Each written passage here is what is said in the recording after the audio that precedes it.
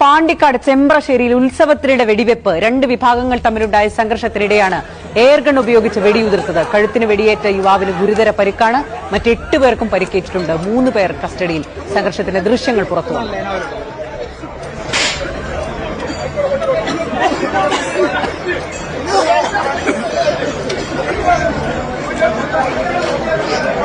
ചെമ്പ്രശ്ശേരിയിലെ ഒരു ഉത്സവത്തിനിടെ എയർഗൺ ഉപയോഗിച്ച വെടിവെപ്പ് ഉണ്ടായിരിക്കുന്നു എന്നുള്ളതാണ്. ഇന്നലെ രാത്രിയാണ് ഈ സംഭവം ഉണ്ടായിരിക്കുന്നത്.